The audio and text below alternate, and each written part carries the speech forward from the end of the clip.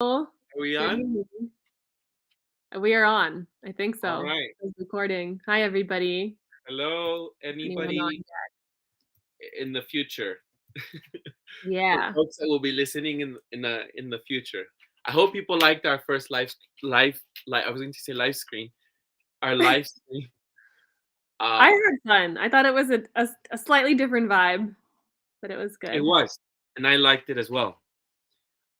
There were a few things I felt later I could have expanded or I didn't talk much about, but it worked. It really worked. So Yeah. anyhow, if people are just seeing that I'm on my phone, it's because I'm trying to text my cousin who's the link. She wants to be on here. But Yay.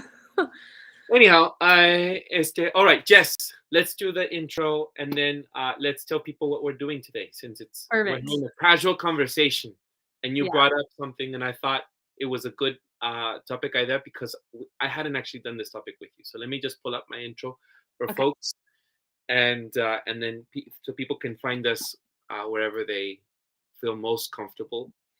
And here it is.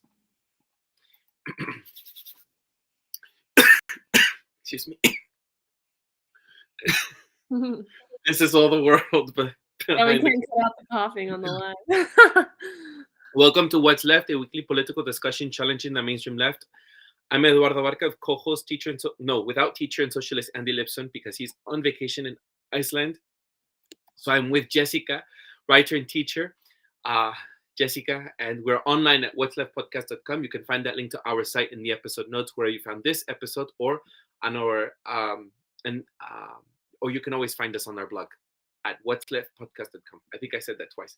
You can also find our personal social media handles as at Don Eduardo Barca and at ZeptiKE on Instagram, and just as Twitter handles as at JHomie89. Right there. I put it right there. Right. And please subscribe, rate, review, turn on your notifications, and share your favorite episode where we found this episode. Thank you. That was a messy intro, but I think people get the idea. Oh, that's perfect. No one does the intro like you.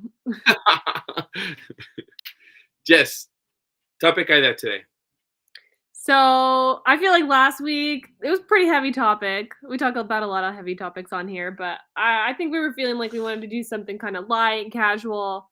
So I came up with top 3 red pills, like out of any subject, any point in our lives, just moments that either just changed something about the way that we view the world or potentially made us more skeptical about the forces that run our lives.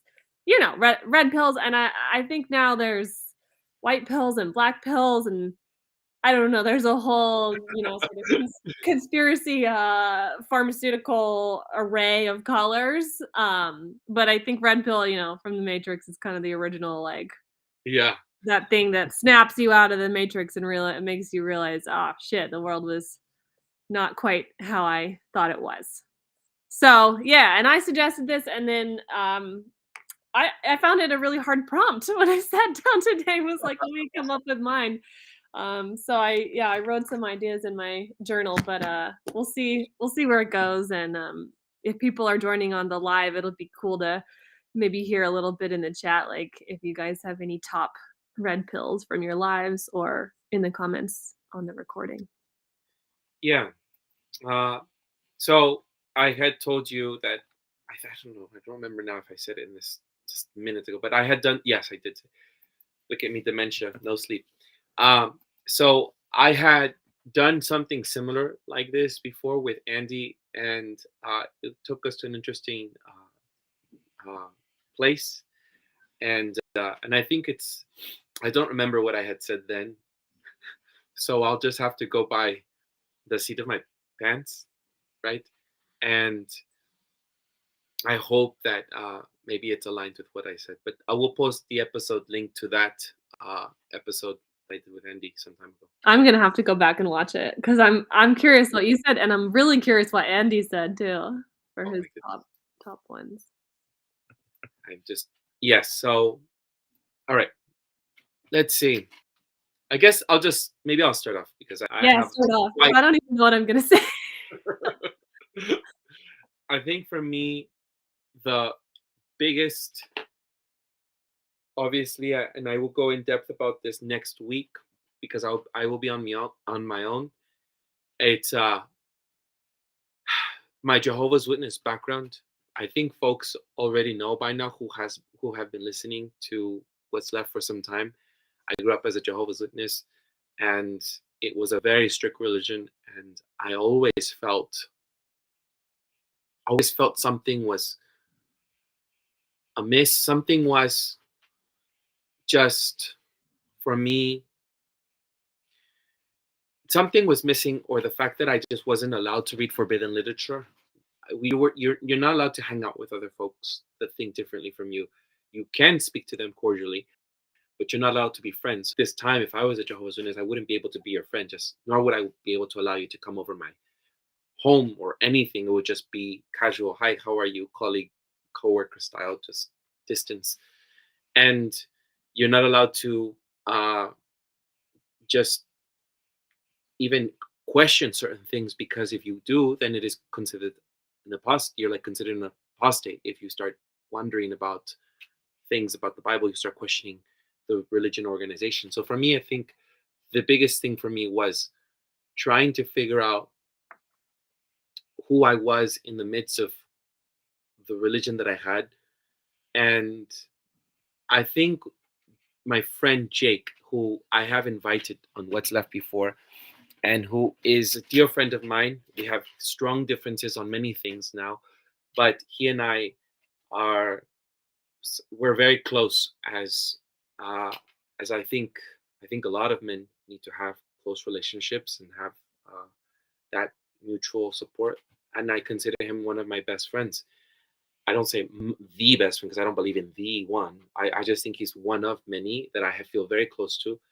And I remember that when we were adolescents, we would be reading the Bible together, but we would question things together. And then he would do his independent study, and then I would be doing some research online and or at the library. At the time, we didn't have phones like we do now, and I remember he started questioning from the very beginning. He started reading the Bible from Genesis onward. I'm not sure if he finished because he tends to Long book.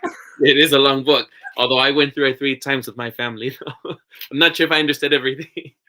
um but as a Jehovah's Witness, you're told to read from cover to cover, and it's a year thing. And I just know he started at Genesis and he started questioning everything, like what does this mean, and why would it be only 7 days, or etc etc etc, and the animals in paradise, and how were they different today? So why were you didn't eat meat at that time in paradise, but now we're eating meat? How is this possible? And what's the difference between adapt animals that have adapted versus evolved? And we started doing a lot of research around evolution. And I remember thinking that Jehovah's Witnesses didn't have an answer for everything, and there were a lot of also um, uh, false calls for prophecies, or there were a lot of times that they were just uh, retracted, is the word I was looking for, retracted on what they had said in previous magazines. And so this for me was important because it may not seem like it now. I think I even feel distant from that person who I was. I posted today an Instagram story about, because I was doing some cleaning here and this closet here, and I had a lot of pictures. I was looking for my birth certificate, and I come across my maleta, my luggage full of pictures, and I see myself now, how immersed, how involved, how indoctrinated, how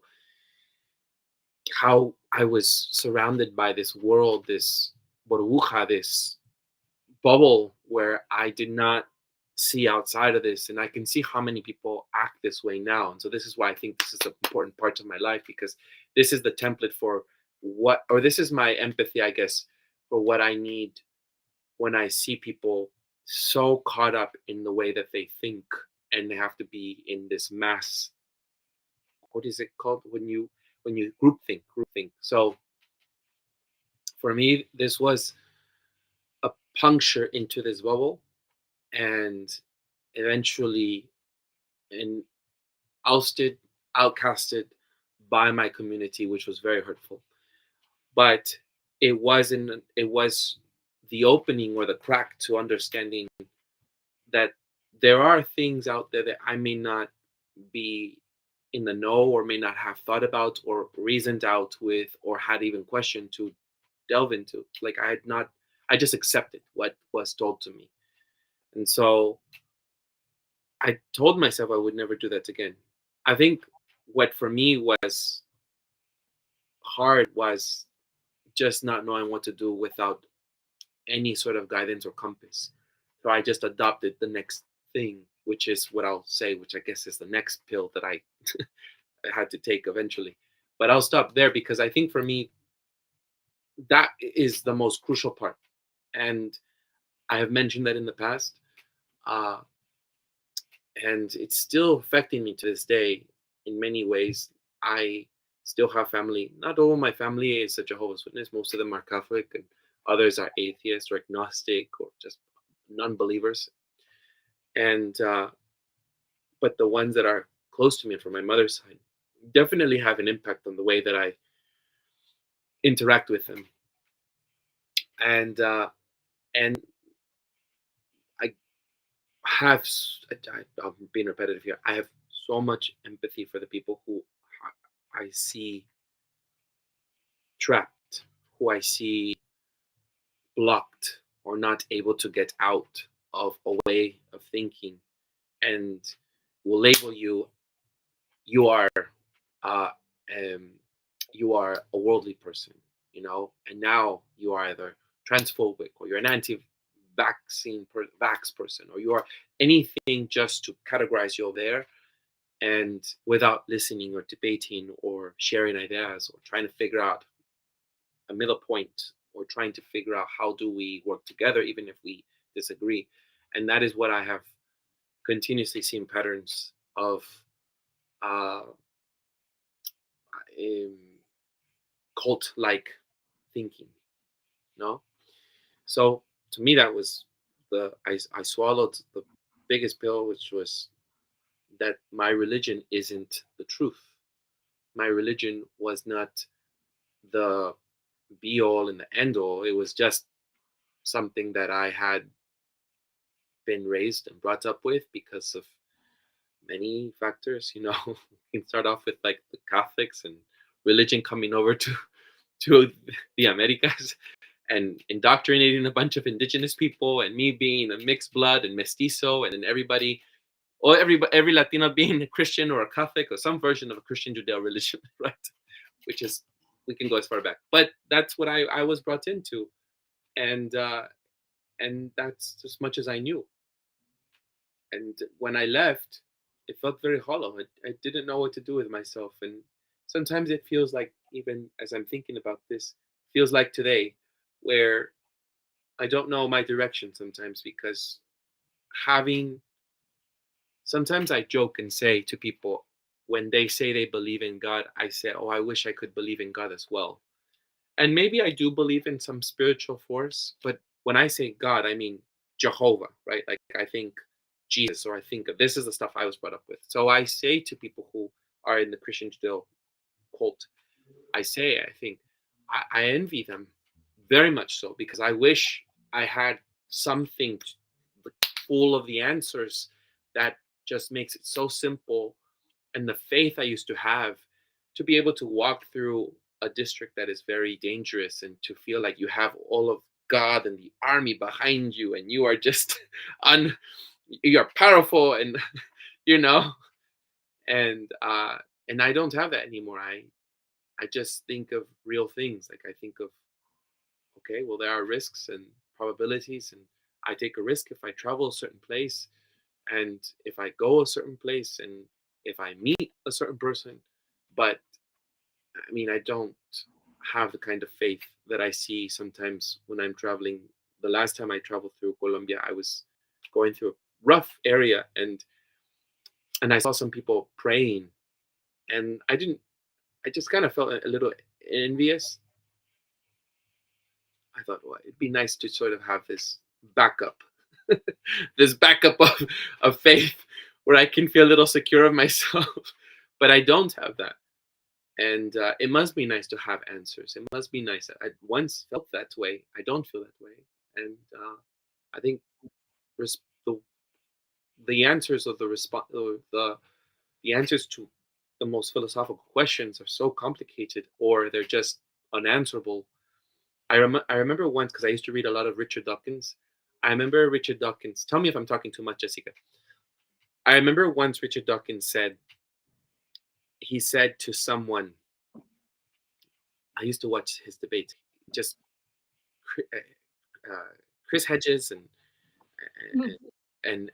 Richard Dawkins, and there was also another one, Christopher Hitchens, and and I remember reading. I remember not. That's when I looked up. Richard Dawkins said to someone uh, who had expressed their faith and who had said that they had seen God or had felt God, and they told Richard Dawkins, you know, I how can you come and tell me that what I'm believing is false when I have felt the presence of God? Something like this, right? And Richard Dawkins said, look, I don't doubt your sincerity. I do not doubt that you have felt or have really, like, you're really speaking from truth, except you're delusional because it doesn't, just because it's just a feeling. It's not shared, and it's not something you can't just like, it's not something you can just say that exists just because you are the only one who felt it.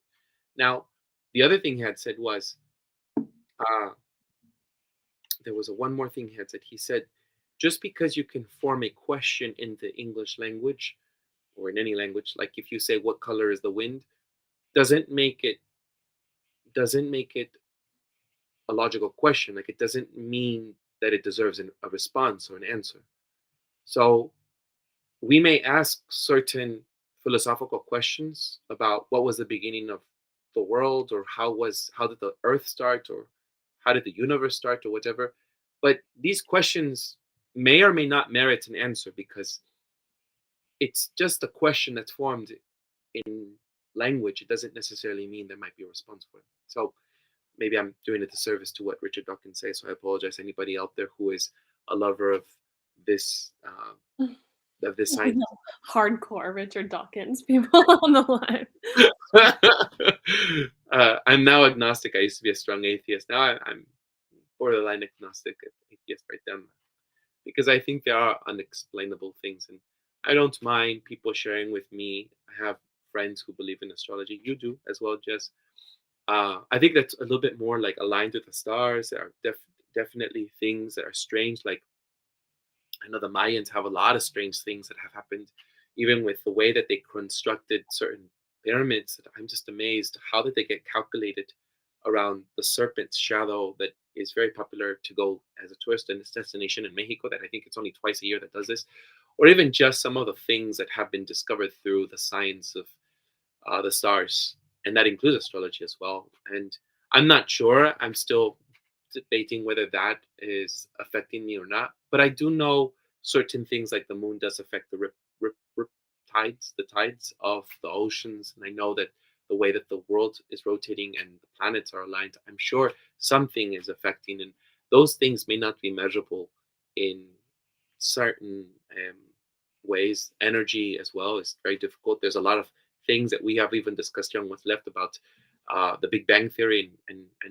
we had a scientist come on, and the way that this was discussed is just, scientists aren't the end. It's like also with religion, they aren't the end all and the be all, however that expression is being said.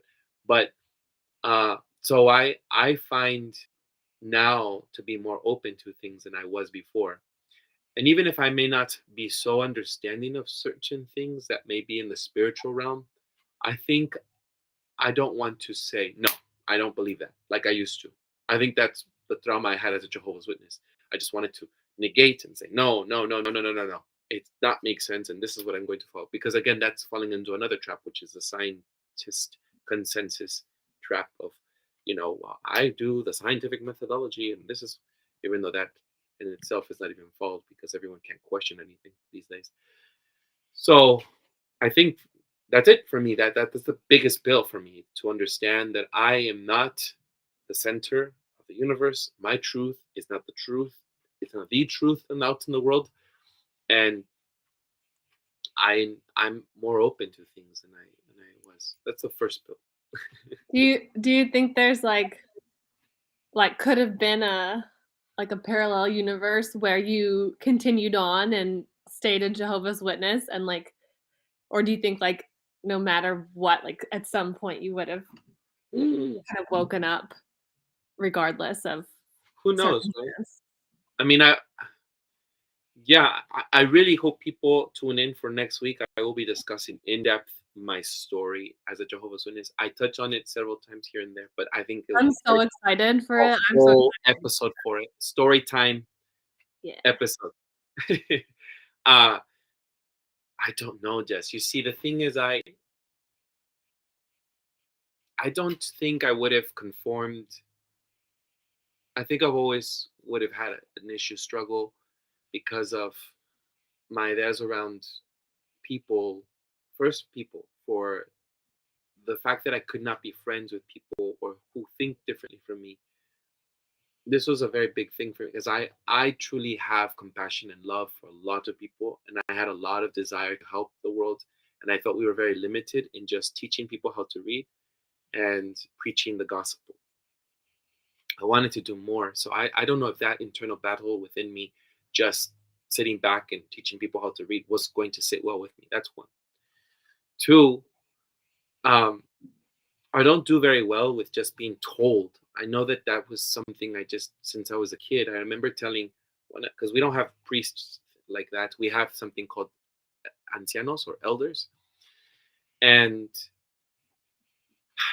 I remember asking one of the elders, I said, I don't understand how Jehovah, how could there have been polar bears or in this one ark? I said this as a child. This one ark has all of these animals. How do they have these animals if they are so far away on other continents, and you have polar bears up on the north and you have animals down south, and they're all different because of the climate, and suddenly they're all coming here at one place to be in this one ark, and they have different needs. So the question that I had was, for a 10-year-old, was deep, and it was also questioning whether animal, because in the Bible it says that plants were made for, I don't remember the exact wording now, the verse, but that the vegetation was given for humans and for animals to consume. It wasn't until afterwards that Adam and Eve, uh, they were uh, banished from the paradise, um, the Garden of Eden, that they began to take on sacrifices and using meat and stuff. But my question was, then how are these animals then with, you can clearly see lions having uh, the the body for to eat meat. They were not, they were going to eat pasture. So questions like that, I think I've always had. So to answer your question, back to your question, the stubbornness, the question, I don't know if I would have stayed in for very long. And thirdly, uh, my attraction for people, my like, or I don't really call it orientation because I don't like to do it, like labels. I think just the attraction I had, the chemistry I had for anybody that I liked, whether it be a female or a male, I just, I don't know how I would have been able to handle that. I don't think I was ready just to go right in and marry someone. I would have been okay with having just a partner, but relationships at a young age, I'm not very high percentage of them work, and I was already starting to see someone. Her name, I don't think I should say her name. Well, our mother was very insistent on us getting married, and I was 17. She was 17. I don't think it was going to work, looking back now, and I still have a lot of affection for her because she was like my first kiss sort of thing, and I really liked her, and I don't think it would have worked. So my attraction, my desire to be with multiple people, to explore who I am, is something that I think. Not that I want to have polygamy or whatever. Like I'm not. I'm saying, like, let's be clear. I mean, like, if this doesn't work, you end one relationship and you start another, and until you find maybe a person that you might be a match to, and that isn't a proof of in the religion. You have to stick to one person and marry, and that's it. And dating is not a part of Jehovah's Witnesses. So these three things might have not allowed me to stay. I don't think there would have been a parallel universe, but who knows? Yeah, it's hard for me to imagine. I mean, obviously, I haven't spent that much time with you in person, and only now that you're a full grown adult or or whatever. But even like from a friendship perspective, it's so hard for me to imagine you like not like you make like if anyone knows Eduardo, like you literally make friends everywhere you go. Like you have like just such an energetic connection to just people, like whatever, like even like the romantic sexual stuff like Yeah, sex and just friendships. Like yeah. it's so crazy to imagine like us not being like you being like, well, I can't with you or like that's so wild. I think that, I don't know. Yeah, yeah, I don't see myself. I don't see myself having survived in a parallel universe in that life. Uh, Jess, should we acknowledge some folks that are here with us? Yeah, we have people from literally all over. Australia, Oh my goodness. Christine. What's Oh up, my Jonathan? What's up, Vegematic? goodness. I feel like a real streamer. Streaming No, it's cool. We've got a few people watching. Well, I appreciate people always listening in and viewing. It's really always. This is why I think I am, whether it be one person or 20 people. I imagine myself sitting in a room with other people if they were present, and that's a lot already. Like having 20 people to me is a lot. I get nervous already. I just try to act like it's just you and me and Andy usually, except then like moments, like if we're on live, obviously it's a little Yeah. different. But Well, yeah, anyhow, if people are there, they can always chime in if you want to ask a question, totally. something, share something from your experience. We can read it out loud. Yeah. Oh my god. Okay, I don't know what I have this list of like 12, I think, that I wrote down. Um, some of them are like more political and they're like stuff that I've kind of talked about in previous episodes. So But maybe it'd be nice to have them in this one, even if you've read Predator. yeah, but I feel like okay, I feel like I want to do like a more personal sort of like one from my like backstory because that's kind of what you did. Um, I mean, this is kind of a heavy one too.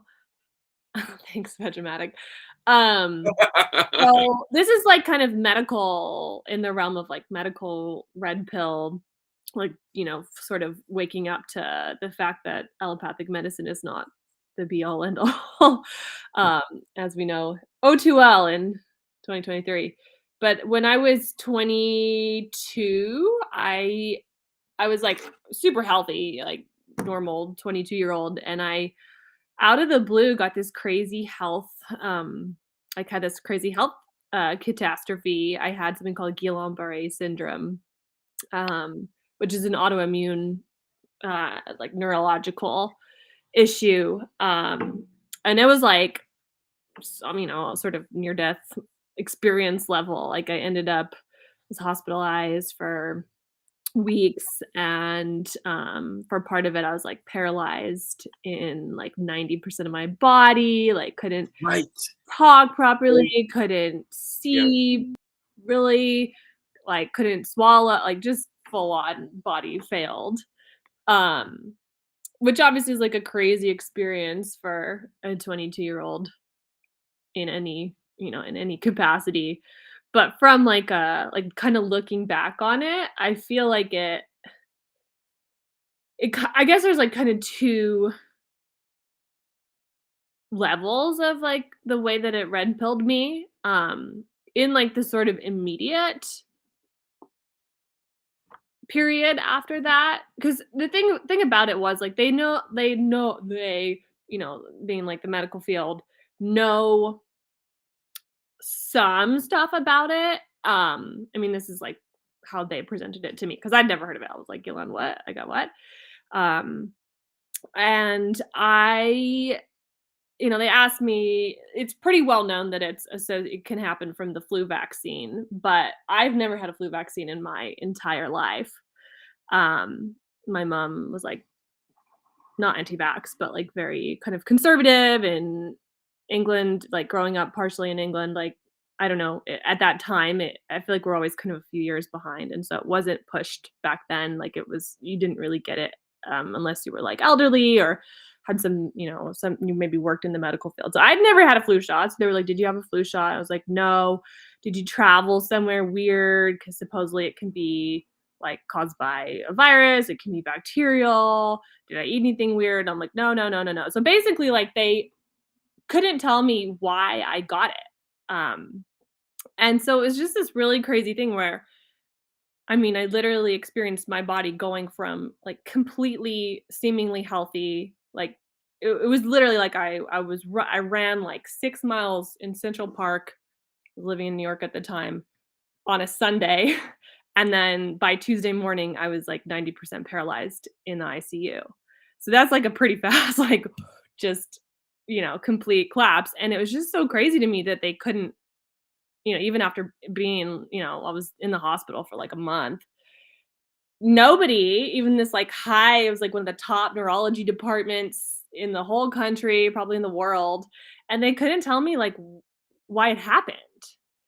And so I think for me in the immediate aftermath, I kind of realized like, whoa, like this model of medicine is insufficient in terms of their like just their knowledge, their understanding of health, their understanding of disease, their treatment. I mean, very I was very fortunate in the sense that the treatment that they gave me more or less worked. And I recovered fully. But then in the years afterwards, like I kind of became a part of the like survivor community or whatever, and started meeting other people online and then also in person who had this crazy thing. And I'm pretty much at this point, I think I've maybe met like one or two other people who have recovered completely. So I didn't sort of realize how freakish it was at the time that I recovered so fast and so completely, like almost no residual symptoms. And yet like no one could explain to me why it happened. Um, they did tell me like probably won't get it again. Um, I'm like, "Well, how do you know that? You don't even know what caused it." And then I end up meeting people who did have, like, a sort of um, recurring version of it. And anyway, so it was just like a real, like, wake up to, like, "Oh my gosh," like, you can't always just, like, go to the hospital and have everything explained to you. Obviously I felt really lucky to get out of it. But then, like, as I kinda obviously get curious and I started to research more about it after having it and also meeting all of these people who were actually suffering horrible residual symptoms, like, absolutely just, you know, wheelchairs and, insane medical debt and, not being able to, like, work, stuff like this, like, really hardcore, like, depressing shit. And so I like, obviously researched it over the years and then so it was like it was 2012 when I had it. And then by I don't know, maybe like 2018, I was starting to read more about like vaccines and starting to become a bit more skeptical. Like obviously it is associated with the flu vaccine, but um basically I learned like it is largely a vaccine injury. Is my, I guess, to some extent, research-based opinion. I'm not saying like 100% of the time it's caused by that, but it really seems like it's not just that like the medical establishment doesn't understand what Guillain-Barré syndrome is in all cases, but like sort of the second level of the red pill was like, oh, they're like willfully kind of covering it up.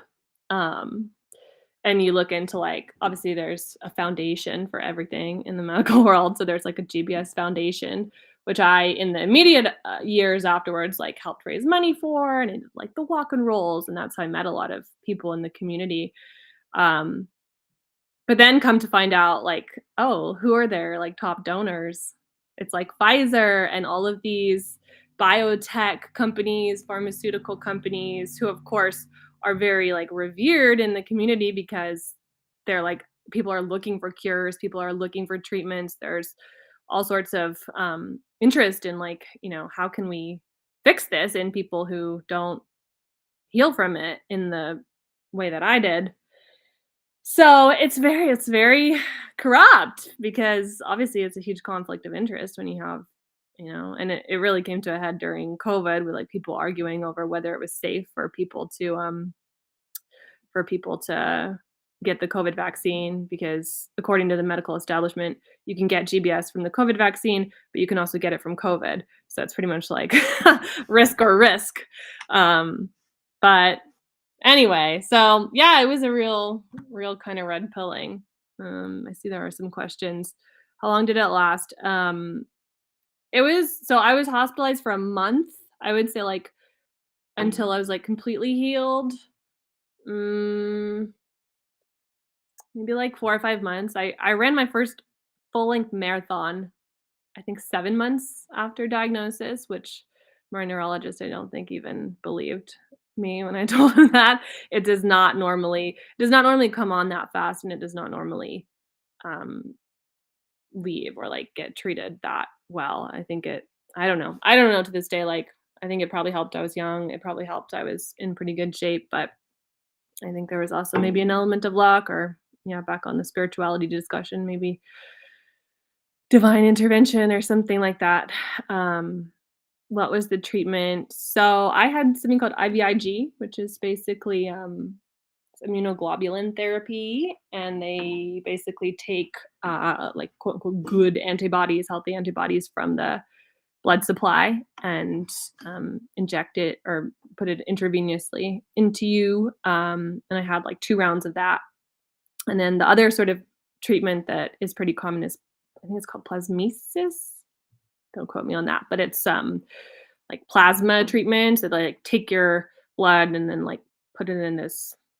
Always reminds me of like the bingo ball thing, like whatever. Um, Sort of rush it through this machine and then put it back into you, and that's what some people do. Um, but for some people it works, for some people it doesn't. So and it worked. I had 1 round and then was sort of like healing and then sort of like had a little bit of a relapse and then had to do another round. So it's all very subjective. And yeah, I had had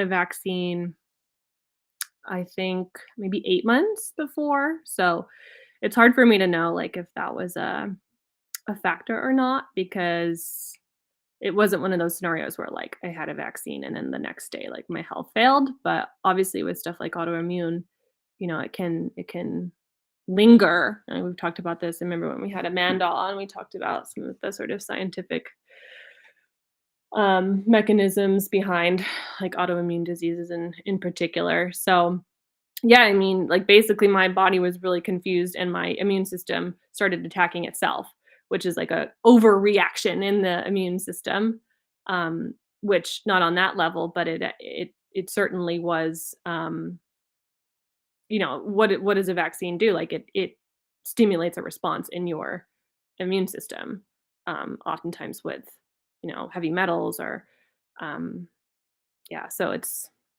makes sense why, like, it happens as a vaccine injury in at least some people, but it's hard to know. Yeah. Yeah, and it also really shook me from that perspective of, Read the question, just. sorry, yeah, Vegematic said, "The US definitely needs Medicare for all. I had a ruptured aneurysm, nearly died, was in the ICU for weeks, total cost $0." Yeah, yeah, my medical bills were over $1 million. Like if I would have had to pay for them, I had insurance. So I didn't have to pay. Did have to pay some, but not enough to like put me in debt or anything like that. But yeah, it's pretty wild to think.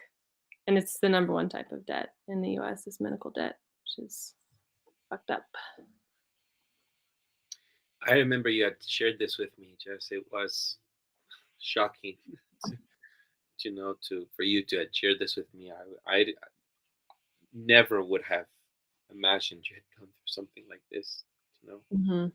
I mean, maybe it's because of my bias that I think that as young people are immune to many things, but we're not. You know, it could something could affect us that we either take that is barely being researched and discovered and being used on us, and you don't know what could happen. You Yeah. know, go ahead and read maybe just listen. I wonder what would have happened if you didn't get treatment and healed naturally. Yeah, I have obviously wondered that myself. I mean, it's an interesting one because I mean there's not a lot of like funding for it or anything, but there's definitely some discussion of more naturopathic styled treatments in the sort of GBS community. Actually, lion's mane, one of my favorite mushrooms, is a one that gets talked about a lot. But it also, like in my case, it came on so quickly, and the paralysis happened so fast. And obviously, like it's scary to lose your faculties in terms of like walking and speaking and stuff like that. But then what happened was like my breathing muscles started to paralyze, like my diaphragm. And that's why a lot of the time that they end up intubating GBS patients. Um, so I personally think if I would have been like I had moved to New York, like I don't know, maybe 7 months, 8 months before that. And so I happened to be like practically down the road from this like big fancy hospital that happened to have one of the best neurological teams in the country.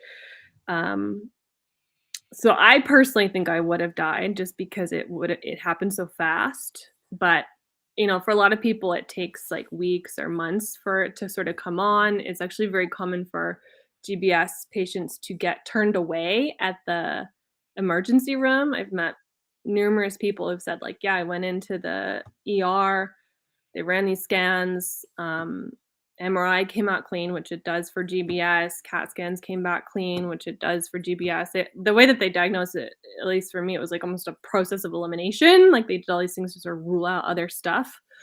Um, but yeah, I mean, there's definitely some interest in more like natural healing, and some people, yeah, it just does like naturally get better. So I don't know, it's an interesting one for me because I obviously now have a extremely, like, anti-allopathic medicine stance, like, the only reason I would probably go to a hospital or even, like, a doctor, allopathic doctor is if I was, like, hit by a bus or something like that, but it is this weird thing where I mean, I think allopathic medicine kinda saved my life in that instance, but I also have questions about if I would have gotten sick in the first place, if I hadn't like I had vaccines as a kid and then into like my teenage years. So I don't know if that helped sort of lay the foundations for a sort of autoimmune response like this. Like I guess I'll never know for sure, but it does leave me with lots of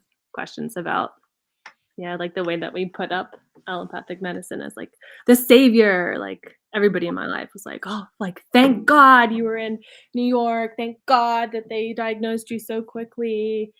Um, so yeah, it's an interesting one.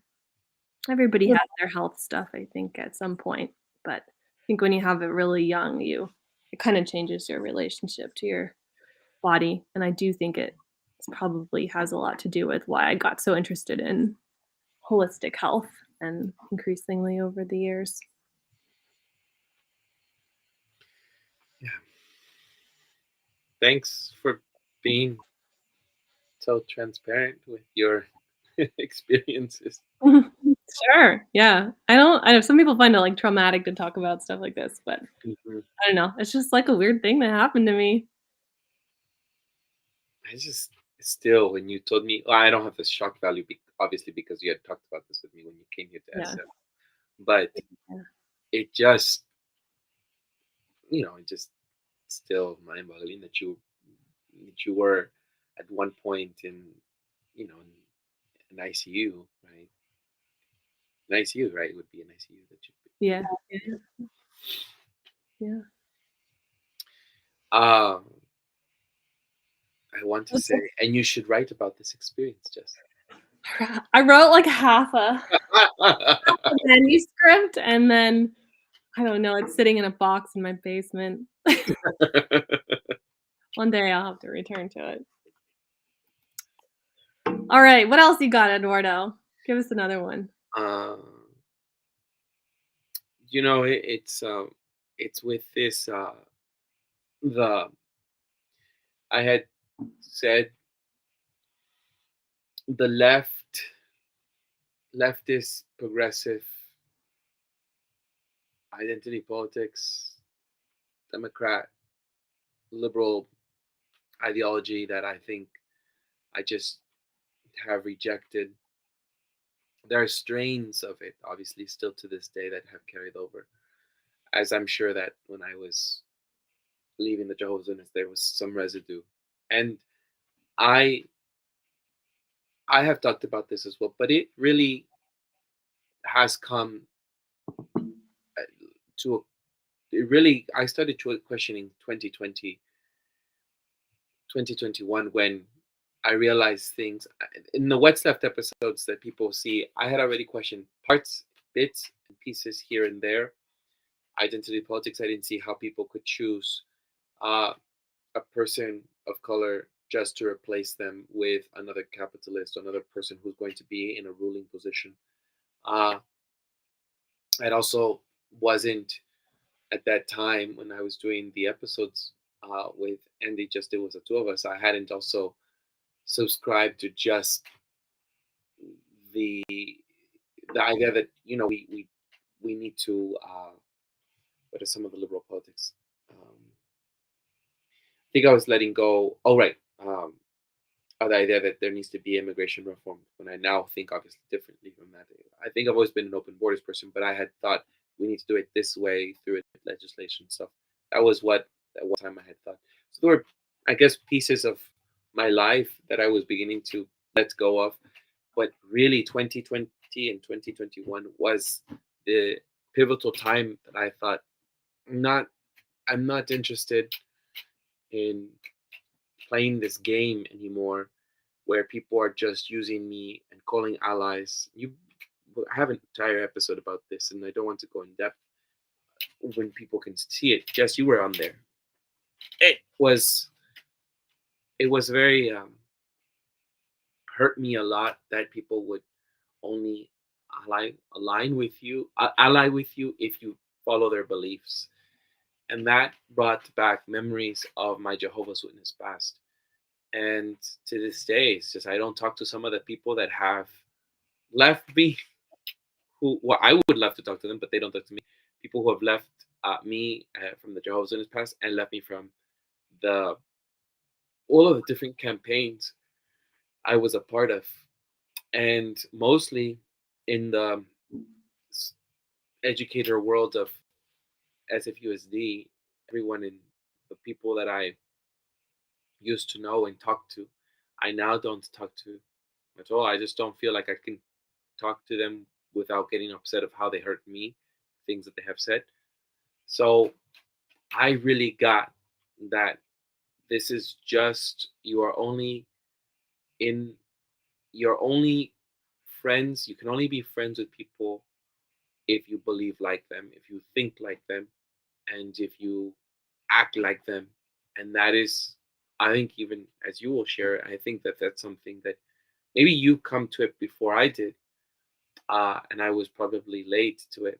But I think being hurt, being pushed, being rejected, being uh, outcasted again, caused me to understand that at a deeper level, that I knew that I could not follow along with this anymore. And and so I think that today it's still trying to get over the way I used to think about things. Voting was important for me, very important for me to go out and campaign, be backing up a candidate that was necessary for us to transition to a better world, and being a part of communities that I now see as a lot of waste of time. I still listen. I still listen to KPFA because there are many areas that I think I'm still aligned with. I still believe in abolishing the police. Obviously, I still believe in um, peace, and the war in Ukraine is now being questioned more and more on KPFA by a lot of uh, hosts. So I'll listen to the people they'll bring on.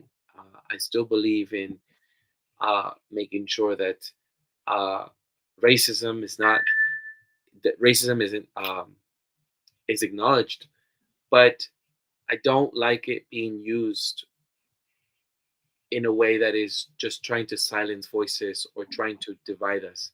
I think that when racism and sexism and even any sort of ism that is being pushed or being attacked or people are assaulted by, I think it should go hand in hand with the fact that these things exist because of capitalism, and that we need to, wherever your path may be, whether it be socialist or anarchist, or if we are anti-capitalists, then these things will just be dismantled as a whole. We need to be taking care of this, and I think we'll still have to work with people who have certain things hanging with them, but we'll have to sort those out together as working class folk. So I still think that these things are important to me. What isn't important to me is, and I roll my eyes and I can't stand listening to people, is the need for censorship that I see constantly from the left, promoting this idea that we need to control the way that people think and listen to. Um, so I don't like this controlling way of thinking and speaking, or speech being controlled. And I don't think the answer is with Republicans and the right wingers, and I don't think the answer is with Democrats and the liberal folk. I think we really need to question how we've been corralled into these two forces. So, Yeah, uh, Vegematic just said that's very sad. Hurt people hurt people. Politics is just one more way to divide the people.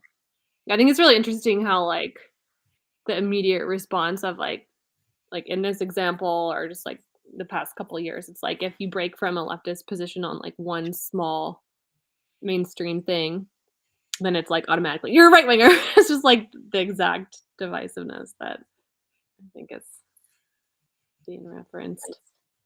and I mean, it's a trap, really. So when I see people online promoting Fox News, or I see them attacking the left, I I want to remind them that they should be questioning their sources as well as I'm questioning my sources. I listen to the BBC and I listen to Democracy Now! Still, I constantly am listening to it with a filter, and I do listen. One hell of a filter. It is. It is. I listen to it with the episodes or or stuff that Jake sends me. So it's a healthy balance because Jake sends me a lot of things. So it's I'm able to decipher with both. And Jake hates KPFA and he hates all. So he's a very big proponent of a lot of independent and right wing media. So it kind of balances out in my head as I'm trying to deal with it and have headaches over it and garden as I'm listening to these things. But it I don't stick to either. It really just gives me a view, like what do you call it? Thermometer of what's happening in the world and how people are thinking. And I think that's important. We have to be current. Some people may argue and say no, but I do think we should be uh, checking what the world is, how the world is viewing certain events, and Yeah. then we should then question those, right? Like, I and think there's a lot of discussion going on right now with RFK running, which I'm sure we'll talk about at some point. Even though I don't do a lot of electoral politics on the show for this very reason. But yeah, like just these debates over whether it's a good thing that he's running, period, but also like he's running as a Democrat, so just the sheepdogging of people right back into that same system of either or, us or them, red or blue, pick one, as if like there can't be two, you know, yeah, two baddies, right? Like they both suck. So let's do something else. It's not a hard concept once you kind of pan back, but I still feel like there's so many people just stuck in the binary. yeah. What am I going to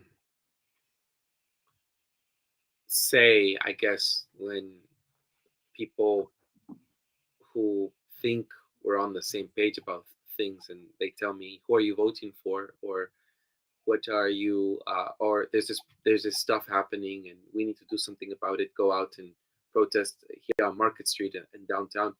I don't have this pull anymore like I used to. So maybe I just think that my efforts, I've discussed this before, my efforts are very sacred. What I do at my school and the push for more collective action with working folk is my is my concentration and my connection, my relationship with the communities I'm already building with that are very important to me, such as uh, the immigrant folks that I have connected with and the people in the Mission District that you have come over to. Just so, uh,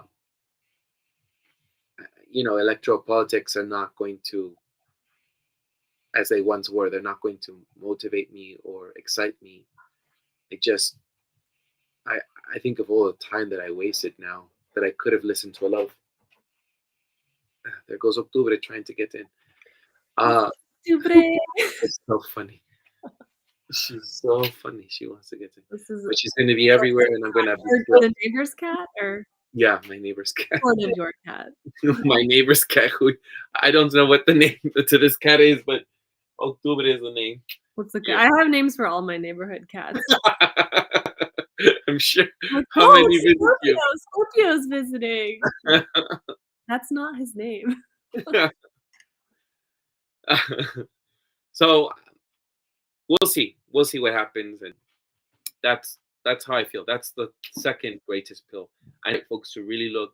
I got really emotional. You were on there, Jess, when we did this whole episode on my journey on Mhm. COVID and everything. That my fight for a beautiful, for the sake of children, and seeing people use COVID to excuse themselves uh, to get political, and Octubre is crying in the background, and to take advantage of this on working class folk. They're on the backs of people who are working class, and then get a rise to power, like the people in the union that I know that use people's scare and fear mongering of COVID to try to get to political positions. That is the stuff that I don't want to be a part of anymore, and that's what I'm going to stay away from. So do you feel like COVID was kind of like your breaking point of like sort of identity politics and using people that you had already witnessed, or was it kind of like the final revelation that then you were like, okay, I'm I think when you think, I think identity politics was more intellectual. Like, I understood that people were uh, just replacing one Democrat with another, right? One person with power with another, just a change of a color, like Uno, right? What I what I think what affected me personally and how I was shunned, and even though I was in the news and I was being ignored and gaslit by people and in the media and everything, I think that really proved to me, yeah, this is it. It really hit me hard to know, no, this works everywhere. This isn't just some office out there in Chicago and New York and San Francisco. This is actually you don't matter to anybody unless you have a group way of thinking. Unless you think like cattle, everyone has to think the same way. And then that brings up the other things that were brought up out of COVID, Jess, and you know this: censorship and alternative voices. And as we now know with the Twitter files, how many of us or how many scientists that were trying to come out against the COVID vaccine or saying that it wasn't as bad as it was. There's the whole massive blockage and what do you call it when the lights go out? The power out. They take the power out outage on everybody, which is what I saw. And everyone had to think slavery. Like, I'm sorry, maybe that's maybe too rough for some people, but to me it's like you are only allowed to think this way about COVID. That is so Orwellian. Yeah. You know what I'm talking about, Jess. Maybe I'm not. And this is what, from my personal experience to then seeing how the world was operating at that time, I'm sorry, it was just too much for me. I thought this is not the path I'm taking. You can't question anything. You can't. This is what the world is. Well, this is what we're leading into, right? And we're still feeling that. And now I see people suddenly taking off their masks and whatever, and and we're left with how much control the government has already done to us. In now, I think there was something. This is why I listened to the news as well. Something was unleashed with all the passports that they were doing on medical records. I'll look it up. I'll put a link in the bottom. In New York? Something like that. Yeah, I think they not leaked, but flagged fingerprints. Is that what you're talking about? Yeah, there was something I can't remember at this time. Yeah. So there was something that happened. I'll put a link to it. I can't remember at this time, but all the data that was being used for COVID is now being used for a different purpose, which isn't what the original plan was. Shocker. Shocker. Oh my God. Yeah. So I just, yeah, right. And so now to anyone, just look at the Twitter files. There's a lot of stuff, and that's just one company. It's not enough, but Facebook and everything, all this is colluded with the government to try to gaslight us and to block information. It just really is my pivotal moment in my red pill, is what I'm trying to say. Yeah. Yeah, I guess I didn't put COVID on my list, but I do feel like it was a big one. And it's like, I don't know. Obviously there's came onto this early on. I think you were very. Well, I remember that when we interviewed you, you had already questioned things. Well, I've gotten a lot of shit wrong over the years, and I'm happy to admit that. But I mean, from March 2020, I did not buy into any of it. Like, I remember going to a potluck during 14 days to flatten the curve, like the actual 14 days. It was like day 6. And I was like, went over to my like hippie vegan friend's house after like 6 days of everybody just being in this insane like media lockdown trance state, and me thinking like, am I crazy? And I went over to her house and was like, because she was like really into holistic health and a lot of the same stuff I was. And I remember just like knocking on her door being like, am I crazy or is everybody else fucking nuts? And she's like, everybody else is fucking nuts. And yeah, I mean, from the get-go, it didn't make sense with anything that I knew about health or the world. But yeah, I feel like for me, like it kind of was like a lot of stuff that had been like festering on different things that I'd just been like kind of walking the line because it was easier to just, I mean, obviously it's easier to just go along with what the people around you and the sort of mainstream culture wants you to go along with. I mean, not to say like obviously I would go to protests and certain stuff, but like, I was a good little girl and would fall in line and fill out my ballot and all that kind of stuff, and also just like not speak up on certain issues. like the one we talked about last week is a big example. And I think COVID, like in the same way that you felt so hurt by people in your life, like I think for me that just having people just be so like offended by even just asking a question, like, posing a question open-ended, just there was just no tolerance for it at all. And for me, it was just like what do they say? The straw that broke the camel's back of just like, I was just like, I'm done. Like, I'm not not gonna shut up about this. I'm not gonna fall in line. Like, I fucking had it.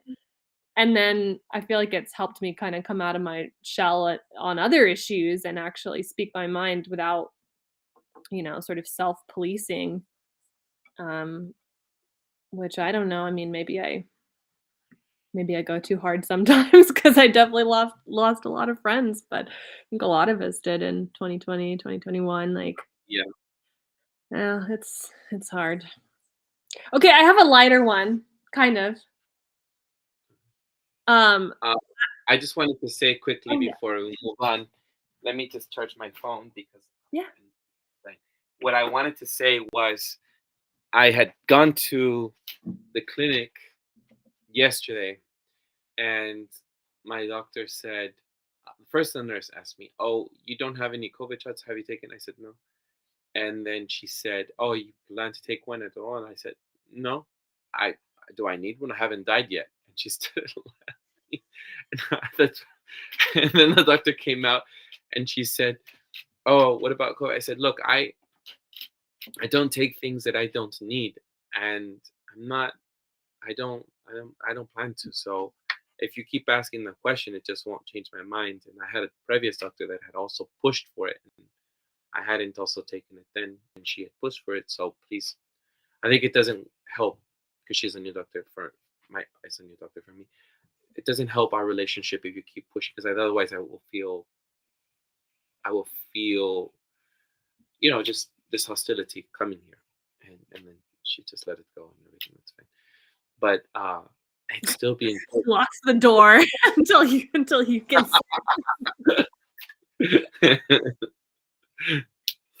So anyhow, that was my experience yesterday. Well, I'm glad All you right. stood up for yourself. What third one? Okay, one of my big one. I was thinking about just like stuff that I get the most pushback on, like on a daily basis, like not necessarily in like super political, like heightened emotion spaces, but just like stuff on the daily. Um, the sun. Okay, literal red pill, literal major red pill. um, just the process of waking up to the level on which I guess mostly the medical industry, but just mainstream American culture and Western culture has made people afraid of the sun and has like demonized it and literally like to the point where when I go outside without sunscreen, like literally I have people in my life who are like, you're gonna get skin cancer, you're gonna get skin cancer. And when you look into it, which I was trying to think about like when my red pill on this issue kind of really started to come forth, and I think it was maybe like 2018-ish when I mean, I always was like using natural, like more natural sunscreens because I knew they were full of like, chemicals and shit. Um, carcinogenic chemicals usually, right? Like ironic. But when I really started to get into the science or whatever on like cancer and radiation and the sun and vitamin D and all this kind of stuff was like 2018. I I was living in Seattle. I had been living in Seattle for a while, and every winter I would just get more and more depressed. Whatever they call it, seasonal affective disorder. I've always loved the sun. I've always just ever since I was a kid, like I just fucking love the summer. I love being in the sunshine. Summer comes and I'm just happier, more energetic. I think a lot of people are that way. Maybe I'm like more that way than average. Some would say it's my astrological placements, double Leo. It's my ruling planet, whatever. But And then, like, especially as a redhead, people are like, "Oh, like, you can't go in the sun," right? Like, as if I'm just gonna literally, like, burn up within 5 minutes. But I started looking into red light therapy in, like, I think it was around 2018.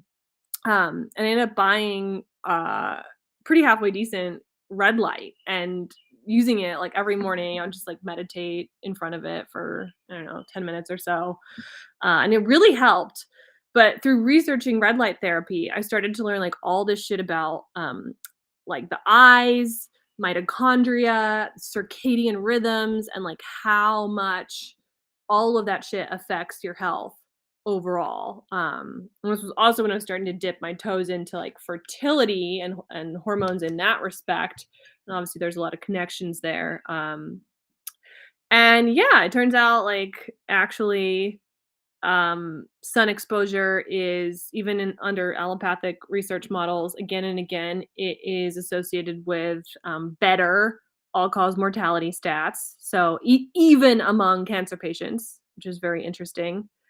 Um, yeah, I just think it's just another one of these, like, wow, they've really fucking flipped it. They've made people afraid of, like, the most basic life energy available. Everybody's slathering themselves in these, like, chemical SPFs, covering up, not going outside, not getting vitamin D, or, like, getting it through a supplement, which is just not even remotely comparable. Um, and yeah, now I'm like, I almost never use sunscreen, which always shocks people. I will just go in the shade if I start to get a little red. Um, and I've also learned, like, through reading research, but also through just direct experience, that, like, there's just a lot of ways in which you can kind of, like, be more in alignment with natural circadian rhythm and hormones, like going outside, like, and getting sunlight, ideally, like, on your skin, but most importantly on your eyes, like, first thing, like, ideally sunrise, but, like, early morning, like, pre 9 a.m., just going outside, even if it's for, like, 5-10 minutes, better than nothing. Getting that early morning light exposure through your eyes supports your entire circadian rhythm. So, like, cortisol levels, right? Which, like, everybody's fucking stressed out, cortisol spiking. And we're all looking at, like, blue light at 11 p.m. when our cortisol is supposed to be lower. So I started learning, getting, like, real pretty nerded out on, like, red light, circadian. I got, like, blue light blockers that I'll usually wear if I'm looking at my laptop or my phone after, sunset. Um, yeah, I ditched the sunscreen, ditched, like, most skincare products, except, I'll use, like, a little tallow or hydrosols in that. But yeah. Oh, and then the other big one that I always get daily pushback on is sunglasses too. Sunglasses fuck up your body's natural melatonin response. Like, obviously, it makes sense. Like, you're making your body think that it is darker than it is, and so your body's not producing the melatonin in order to protect your skin from getting burned, because it doesn't realize how bright the sun is, right? So if you're going out every day at noon in sunglasses, of course you're going to be more likely to burn. So yeah, I almost never wear SPF, and I almost never wear sunglasses, which is not a popular opinion. You are just full of things, Miss Jessica. I know. I get more shit for that than my COVID stance, my gender stance. Yeah, you ditch your sunglasses, and all of a sudden everybody's like, "Witch." Interesting. Yeah. You really should meet my ex partner. No, she was gonna. She would be so aligned with you on so many levels of this stuff. Yeah. She believes in birthing, and she's a doula, and she's all Oh my about god, you didn't even put free birth on my list. Okay, I gotta add free birth. Oh. Yeah, I wanna meet her. She sounds like my twin flame, but I fear she is more, like, hardcore. Oh, she And is. it would make me feel like, oh, I'm just like a little He'd be like dishing red pills at me.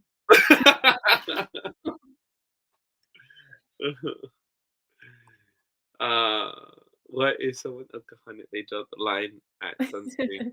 Who? Oh, they do. Oh, wait, Vegematic Deluxe said, "Sure isn't free speech" for the previous copy. I don't know if you had read that, but Yeah, I think that was on yours. oh, um, you're just full of surprises. I just you're going to give me all of these red pills. Yeah, no sunglasses. Just chuck them out.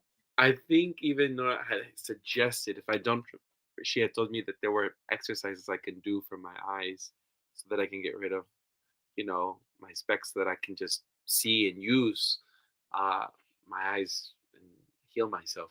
There's a I book. have heard that. I don't know a ton about it, but I have heard that like it's possible to improve your eyesight through diet, circadian, And light exercises and therapy, exercises.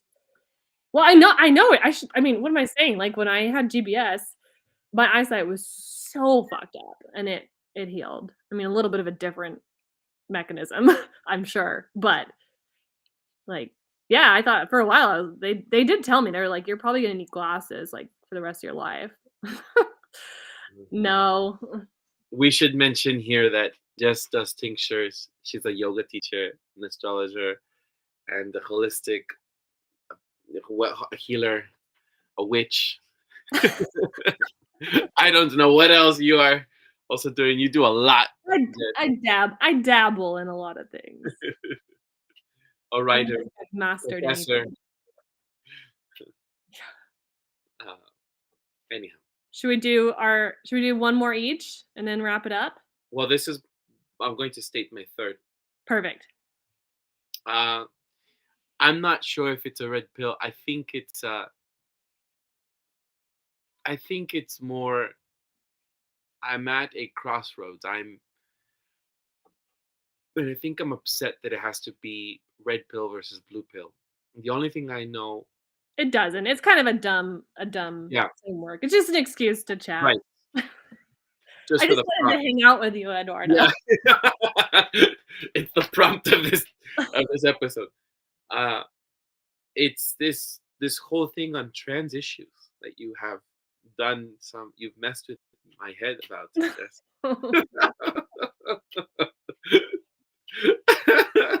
It's your fault. I red pilled you. Shit. uh, I had been skeptical at first. Uh, as I had said in the previous episode that I invite folks to look at, um, I do believe that there might be some percentage, just like intersex folk, there might be some percentage of folk that to their mental health, it is necessary for them to perform as a woman. I don't think that drag counts. I'm talking about people like Angel Buck that if that is necessary for their health and they aren't harming a lot of people and not pushing ideology and they're just living their own private lives, and then sure, I mean, they acknowledge that they're in Angel Bucks's uh, own experience, as well as other trends that I have looked up since. They just want to live their private lives and not push anything onto people, which to me that doesn't make any. I'm not I'm not bothered by that. What I didn't realize in further investigating and having had these discussions with you, Jess, are the kids that are self-identifying and we are affirming at an alarming rate that I'm so concerned about. And I think that anybody being labeled transphobic today because of a slight sense or there might be some change or there I don't know it just to me it does Or because they are gay. I mean, that yeah. right and and uh and so I think that that is similar to what with my experiences that I have discussed, right, with Jehovah's Witnesses and liberal politics. And if you aren't aligned with the certain view that they're pushing, then you are just a bigot. You are, you are transphobic, or and that to me isn't healthy in our society, to just to label folk and to say that you can't have any other alternative view or discussion or question anything because you are not aligning with the current mainstream ideology. And so I for me it is important to continue the conversation and not to label anybody. And I'm still struggling in some areas. I don't think I'm struggling. I'm not with kids. I do. I wonder about my nephew, and I wonder about my goddaughter, and I wonder about my nephews and nieces in Mexico. And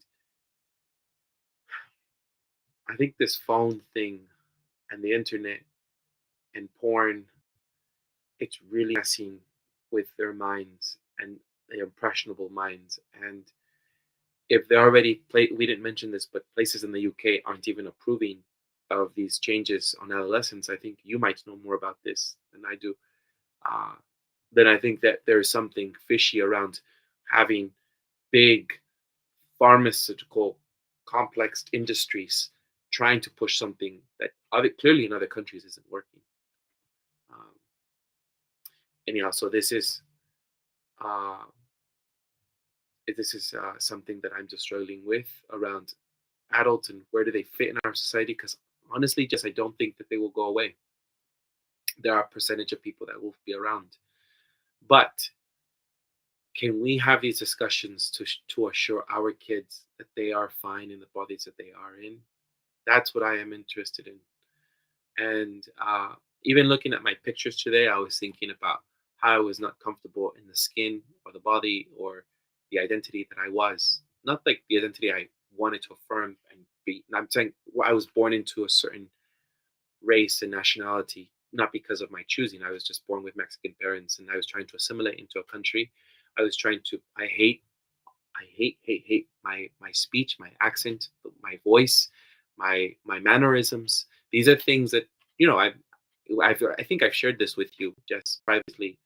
I don't like looking at myself in videos, and I hate recording. And these are the things that I have struggled with because I wanted to look a particular way. I wanted to fit in, and that meant to look a particular way. And that was also trying to be more masculine, trying to be more buff, trying to have a more manly voice, trying to have uh, the stereotypical idea of what a man is supposed to be. And that is not what I want our kids to feel. I don't want them to feel that way. That drives them to the point. It didn't drive me to the point that I think that I should have been a woman, because that's not. I never had. I didn't have doubts in my head about things like that. But I've always felt comfortable with my sex. And, yeah. But if that is what makes, if I felt insecure about my body and who I am, uh, I'm sure many kids are feeling that way. And so I appreciate you, Jess. I want to be thankful for you and the the contributions you have made to what's left, and also the challenges that you have posed to us on what's left. And it really has stirred the pot and created ripple effects. Like I have now discussed this with other people. So I always felt like I don't want to do it like an identity politics kind of thing, but it is. I see the value of having had a woman, an adult female. I'm only saying that because that's constantly. Okay, Posey Parker. uh, I know what you mean, and likewise, I mean, I don't know, it's just so hard to watch, like, even like what you just said, like, you're not even, like, a child or whatever, like, you're just a friend or whatever, we're both adults and have our own struggles and have our own identities, multiplicitous identities, but, like, even hearing you just say, like, "Oh, I don't like my mannerisms, I don't like my accent," like, I hate that! Your mannerisms are perfect, your accent is perfect, like, what how could you not I don't know, it's just I just think we are all just so self-loathing and so hard on ourselves, and I just yeah, want everybody to not feel that yeah. you know? The importance of self-confidence and to build our children so they can be strong, because in middle school, just to be told, oh, you have an accent, and then having to watch, Wallace and Gromit and watch Mr. Rogers' Neighborhood constantly at that age, just so that I can speak like them or try to get rid of the way, even a slight hint of me being Latino, of me having a Spanish accent in my English. That was the ultimate goal of trying to eliminate, and I've heard this by other people who have come to this country at a young age and trying to assimilate. And that's the part of the immigration part, but then part of being Latino as a first generation or second, I don't know what I'm considered, first or second generation, having been here and having split between two countries, and then the part of being a man and being a young boy, it's like these things, oh, goodness, like you have to build, we have to really build our children to be strong in the face of this, and that doesn't mean changing who you are, and definitely not mutilating yourself. That might be offensive to some, but it is like the experiments that are being caused onto our kids and the regrets that they can have later on, and the decision that one can make. I don't want anyone to feel that way. Anyhow, Yeah, we I always discussed think of that. that dumb, like, yoga teacher line of, like, imagine yourself saying the things that you're saying about yourself to your best friend or, like, a child in your life who you love, and, like, if you wouldn't say it to them, then why are you saying it to yourself? Whether it's, like, body image stuff or personality stuff or, like, I'm trying to imagine you, Eduardo, like, telling one of your friends, like, "Oh, you should really work on that, like, accent. Your accent's just not aesthetically pleasing to Yeah, my ear," or whatever. Like, you would never fucking say that. You would probably celebrate it, right? yeah. But you're so harsh on yourself. I don't know. Although I do beg forgiveness for to some people for trying to help them improve their Spanish accent. So in Spanish, not in Yeah, English. yeah, yeah, I get Just you. so that they can try to Yeah. sound more native, and not because I think I don't find it endearing. Like if you spoke Spanish, I don't think I would harp on you about your accent in Spanish. It's just trying to get Yeah, to the place where you can feel most comfortable in the Spanish language. It isn't to try to totally, give yeah. them what I went through, unless they really want to experience. Yeah. Well, even me, like, fucking I spoke English, but even moving from England to America, I was like, you can't fucking please anyone. Like, Americans are like, "You sound weird," and then I'd go back to England, and they'd be like, "You sound weird." It's like, Right, "Oh, I don't know. I can't right. help it." And if I just could, because I know we should be wrapping up soon, but Yeah. to a quick anecdote to that, I have friends.